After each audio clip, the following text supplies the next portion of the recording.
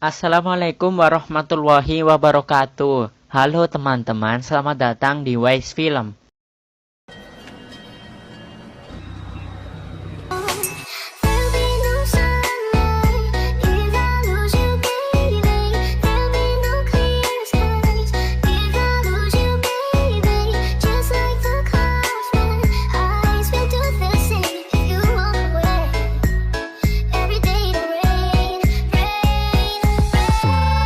Berlatar belakang di Hong Kong, di mana film ini akan menceritakan tentang seorang anak yang berjuang untuk membalaskan dendam ayahnya kepada seorang bos mafia yang telah membunuh ayahnya. Film ini dibintangi oleh salah satu aktor yang terkenal di daerahnya, yaitu Andy Lau, yang berperan sebagai Cheng Hua. Namun di sisi lain, Cheng Hua memiliki penyakit yang sangat serius, yakni ia divonis menderita kanker yang sudah mencapai stadium akhir, dan dikabarkan hidupnya tidak akan lama lagi. Namun di sisa-sisa hidupnya, Cheng Hua tidak ingin menyerah dengan keadaannya begitu saja.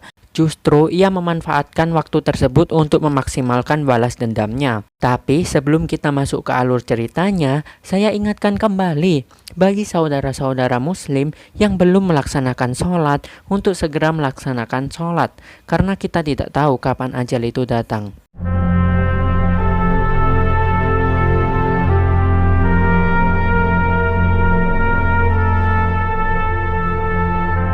Di awal film, kita diperlihatkan seorang anak muda bernama Cheng Hua yang divonis menderita kanker stadium akhir dan beliau dikabarkan hidupnya sudah tidak akan lama lagi. Di sisi lain, di sebuah gedung perusahaan telah terjadi perampokan dan penyanderaan terhadap karyawan-karyawan di sana.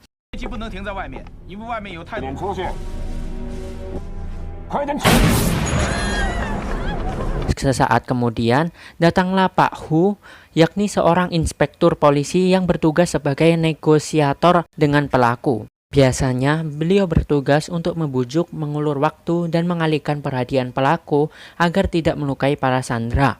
Saat berada di dalam gedung tersebut, Inspektur Hu berhasil membuat salah satu perampok menyesal dan mengikuti arahan darinya.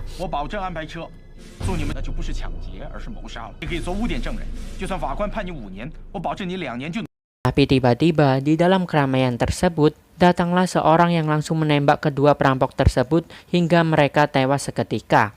Orang tersebut mengaku bahwa dirinya adalah seorang polisi yang sedang cuti. Inspektur Ho pun menyadari bahwa ada sesuatu yang janggal dari kasus tersebut, yakni sebelum masuk ke dalam gedung, beliau sempat mendengarkan percakapan negosiasi pertama dengan pelaku dan terdengar suara orang yang sedikit flu, sehingga dapat disimpulkan bahwa dalang utama dalam kasus ini adalah seorang polisi yang cuti tadi. Tak berselang lama setelah mengungkapkan kejahatan orang tersebut, sang polisi pun melakukan bunuh diri demi terbebas dari tuntutan hukum pidana. Dari penyelesaian kasus tersebut, dapat disimpulkan bahwa Inspektur Ho adalah seorang yang sangat teliti dan penuh dengan perhitungan dalam menangani setiap kasusnya. Kemudian, saat Inspektur Ho sedang menikmati sebuah roti, terlihat seorang kakek yang sedang memotret dirinya. Namun, belum diketahui apa tujuan kakek tersebut memfoto Inspektur Ho. Singkat cerita, di sebuah kamar, terlihat Cheng Hua yang sedang memata-matai Inspektur Ho. Namun, belum diketahui pasti mengapa beliau melakukan hal tersebut. Dalam usianya yang sudah tak lama lagi, sepertinya beliau ingin menyelesaikan suatu hal sebelum ajalnya tiba. Rencana pertama yang beliau lakukan adalah membayar semua bon atau hutang Inspektur Ho di dalam warung yang sering dikunjunginya sambil memberikan kertas yang bertuliskan angka 13. Namun di sini belum diketahui pasti apa maksud dan tujuan dari tulisan tersebut. Setelah itu, beliau pun melakukan rencana berikutnya, yakni melakukan perampokan di suatu gedung perusahaan.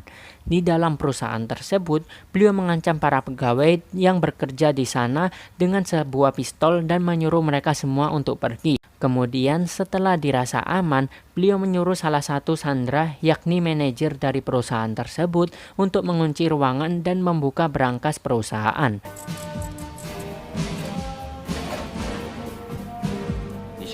Berbeda dengan perampok pada umumnya yang serakah dan berambisi, di sini beliau malah hanya mengambil sekantong permata, kemudian menyisipkan 2 bendel uang di jas manajer tersebut.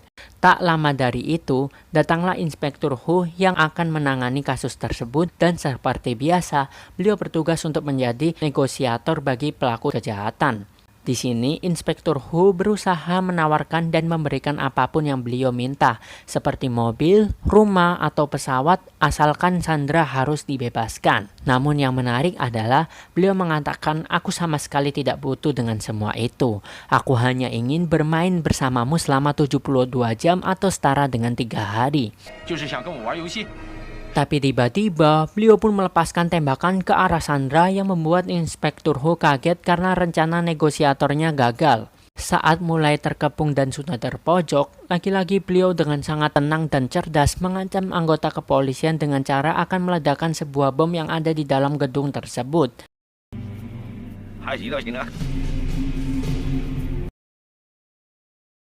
Dan situasi tersebut beliau gunakan untuk melarikan diri melalui ventilasi udara yang ada di dalam gedung tersebut. Yang mengejutkan adalah ternyata pistol yang beliau gunakan adalah pistol air mainan. Namun manajer tersebut pingsan karena mendengar kerasnya suara dari tembakan tersebut. Dan bom yang sudah dipasang di gedung tersebut ternyata tidak lain hanyalah bungkus jajan Ciki Indomaret yang sama sekali tidak berbahaya. Sang kepala kepolisian pun mengerahkan seluruh anak buahnya untuk memblokade atau menutup semua akses keluar gedung. Karena sudah memperhitungkan resiko yang akan dialaminya, beliau pun sudah menyiapkan sebuah pakaian yang digunakan untuk berkamuflase menjadi seorang pasukan elit khusus.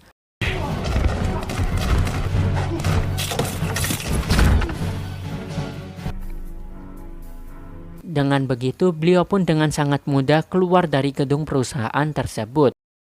Namun, seperti layaknya intel profesional, Inspektur Hu mengetahui bahwa pelaku akan segera naik ke dalam taksi. Sehingga, beliau pun menyamar menjadi sopir taksi yang dinaiki oleh sang pelaku. Tapi di sini, Cheung-hwa sangatlah cerdik.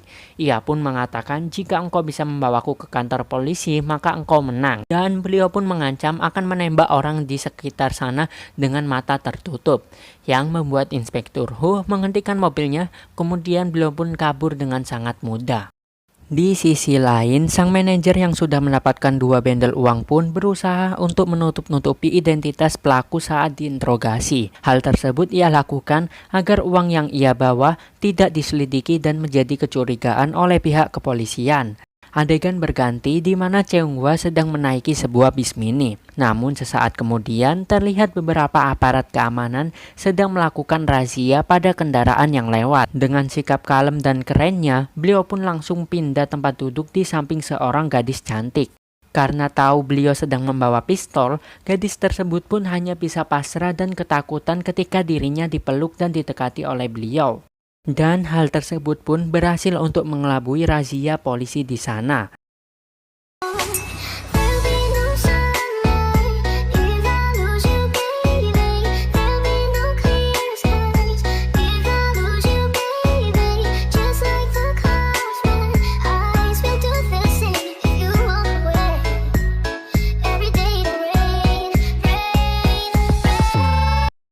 Karena merasa nyaman, sang gadis pun mengikuti beliau dari belakang untuk mengembalikan kacamata yang beliau berikan. Dan inilah pertemuan pertama mereka berdua. Adegan berganti di sebuah kantor kepolisian. Kemudian Inspektur Hu mendapatkan sebuah kiriman paket yang entah dari mana paket itu berasal. Paket tersebut adalah sebuah kotak cincin yang berisi sebuah baut. Belum diketahui apa maksud dari kiriman paket tersebut dan digunakan untuk apa baut tersebut. Singkat cerita, malam pun tiba, di mana Inspektur Hu yang penasaran dengan kasus tersebut pun langsung bertindak sendirian ke tempat TKP untuk menyelidiki lebih lanjut kasus tersebut. Berbekal senter kecil dan sebuah susu bubuk sasetan, beliau pun mulai memasuki gedung tersebut perlahan-lahan. Dengan bantuan serbuk susu bubuk sasetan, beliau pun mulai mengidentifikasi kode fingerprint sidik jari dari orang yang masuk sebelumnya. Untuk kemudian, beliau pun langsung mengacak angka-angka tersebut menjadi sebuah sandi. Dan yang menarik adalah ternyata hal tersebut adalah salah satu rencana Cheng Hua kepada Inspektur Ho. Bahkan di sini Cheng Hua sudah memasang kamera di setiap sudut gedung guna memantau aksi dari Inspektur Ho. Ketika masuk ke dalam ruangan tersebut, Inspektur Ho tidak sengaja menemukan penutup ventilasi udara yang salah satu bautnya terlepas, dan itu menjadi petunjuk baginya dengan paket yang ia terima kemarin. Setelah menelusuri lorong demi lorong, beliau pun menemukan sebuah kamera pengintai yang sengaja ditinggalkan Cheng Hua. Kemudian Cheng Hua pun melakukan sebuah ledakan kecil untuk memancing para penjahat tersebut.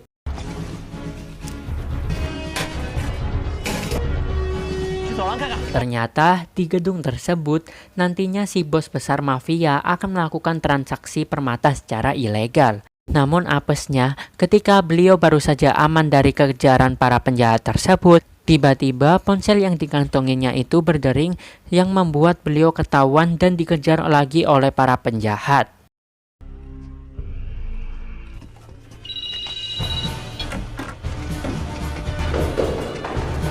Ternyata dering telepon tersebut adalah rencana dari Cheng Hua.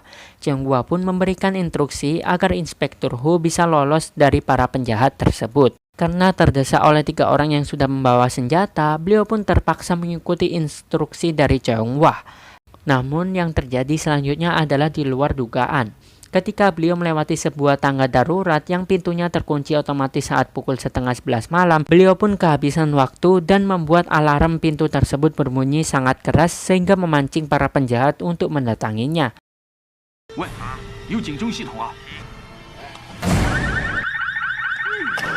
Tak kekurangan akal, Inspektur Ho pun berusaha membobol pintu yang terkunci tadi dengan sebuah kawat yang ia bawa. Di sisi lain, Cheng Hua berhasil mengelabui anak buah bos mafia dengan berpenampilan seperti bos mafia, lalu kemudian membawa sebuah tas yang berisi permata. Tak diduga, ketika akan pergi dari tempat tersebut, Inspektur Ho pun malah sengaja mengikutinya, sehingga kini mereka berdua diburu dan ditembaki oleh para penjahat. Merasa posisi mereka sudah terkepung, akhirnya mereka berdua pun sepakat bekerja sama untuk berusaha kabur dari tembakan para penjahat. Setelah berhasil kabur, ternyata tas itu berisi permata yang bernilai 80 juta dolar atau senilai dengan 1.149.352 juta rupiah. Lagi-lagi, ketika mereka berdua sedang di dalam mobil, Inspektur Ho pun berusaha menodongkan pistol ke arah Cheng Hua, berharap ia mau menyerahkan diri ke kantor polisi. Namun Cheng Hua yang cerdas pun kembali mengatakan, jika engkau bisa membawaku ke kantor polisi, maka engkau menang. Kemudian beliau pun tanpa ragu menancapkan gas sekuat mungkin hingga mobil mereka menabrak sebuah pembatas jalan yang terbuat dari beton. Namun karena ajal belum menjemput, kedua pria itu pun masih hidup dalam keadaan sekarat dan sempoyongan, memperebutkan tas yang berisi permata itu.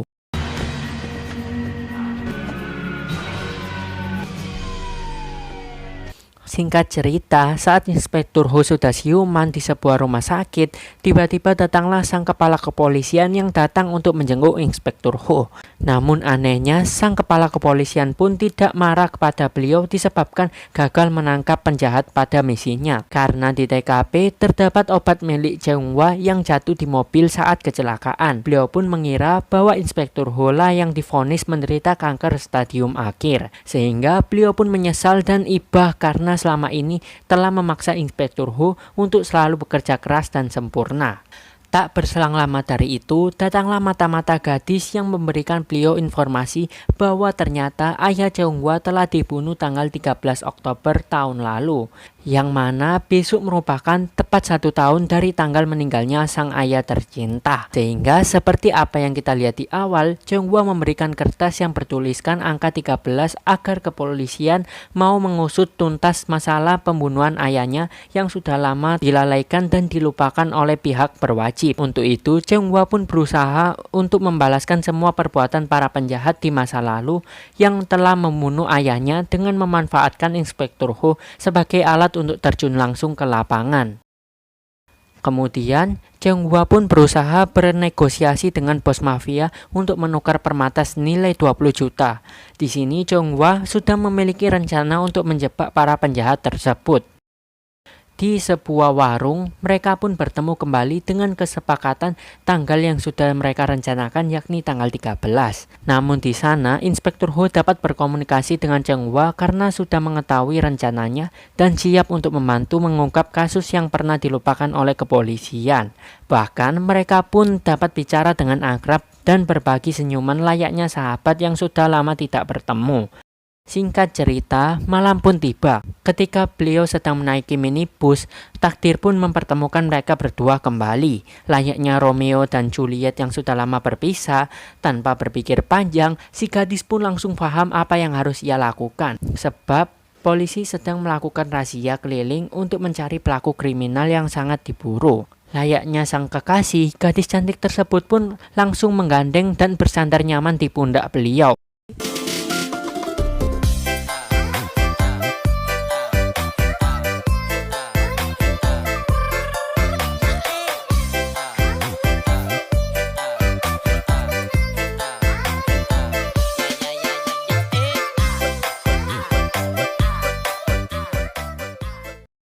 Hingga tiba saatnya, mereka berdua pun memutuskan untuk berkencan di sebuah restoran dan berkenalan. Namun takdir pun tidak memihak kepada mereka, sehingga momen hangat tersebut pun harus cepat berlalu ketika sakit yang diderita beliau mulai kambuh, dan beliau memuntahkan darah di dalam gelasnya. Dan itu sekaligus adalah akhir dari pertemuan mereka.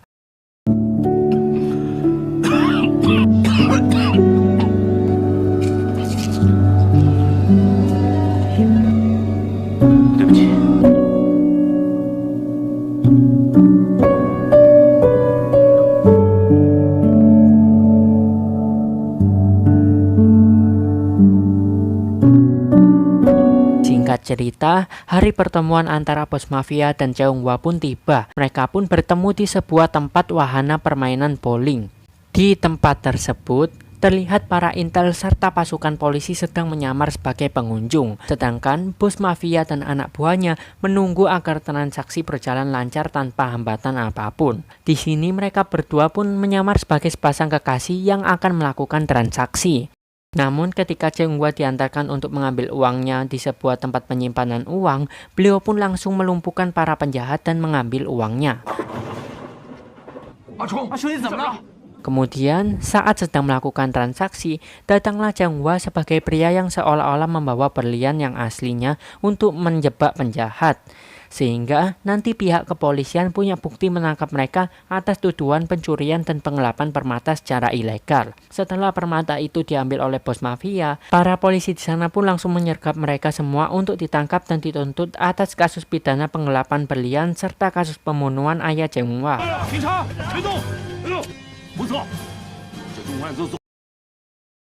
Setelah semua misi mereka selesai, Cheng Hua pun lagi-lagi bertemu dengan Inspektur Ho di sebuah mobil. Mereka pun membuat kesepakatan sama seperti sebelumnya, yakni jika ia berhasil membawa beliau ke kantor polisi, maka ia menang. Namun saat seluruh wilayah di jalan sudah dikepung, ditambah lagi beliau terborgol di mobil tersebut, mungkin sangat kecil harapan untuk bisa lolos. Tapi bukan pemain utama namanya jika kecerdasan masih di bawah rata-rata. Beliau pun dengan cerdiknya memasangi dirinya dengan bom waktu timer 1 menit yang jika pemantiknya dipencet, waktu hitungan mundur pun akan berjalan. Namun di tengah jalan, sakit yang diderita beliau pun mulai kambuh dan menunjukkan bahwa kondisi beliau sedang tidak baik-baik saja atau dalam masa kritis. Karena tak punya pilihan lain, Inspektur Ho yang kasihan pun melepaskan beliau dengan beralasan bahwa mobil itu terdapat bom yang akan meledak.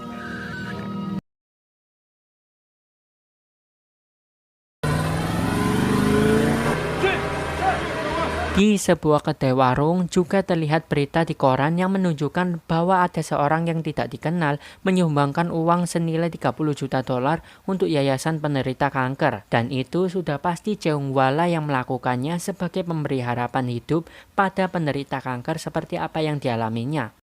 Film ditutup dengan Inspektur Ho yang sedang menaiki bis, lalu tiba-tiba ia melihat gadis yang dekat dengan Cheng Hua sedang menggunakan permata yang pernah diambilnya sewaktu menjalankan misi bersama dahulu. Dan itu adalah kalung pemberian terakhir Cheng Hua pada sang gadis. Namun sang gadis berkata bahwa Cheng Hua tidak pernah terlihat lagi setelah memberikan kalung tersebut. Dan film pun berakhir. Pelajaran yang dapat kita ambil dari film berikut adalah terkadang waktu yang singkat dapat dimanfaatkan dengan sesuatu yang lebih berarti. Sebagaimana menjelang akhir hayatnya, Cheng Hua tidak pasrah atau menyerah dengan keadaannya. Ia pun berusaha mengungkapkan kejahatan atau kasus kriminal pembunuhan ayahnya yang sudah lama dilupakan oleh kepolisian. Terima kasih teman-teman sudah menonton sampai akhir, dan wassalamualaikum warahmatullahi wabarakatuh.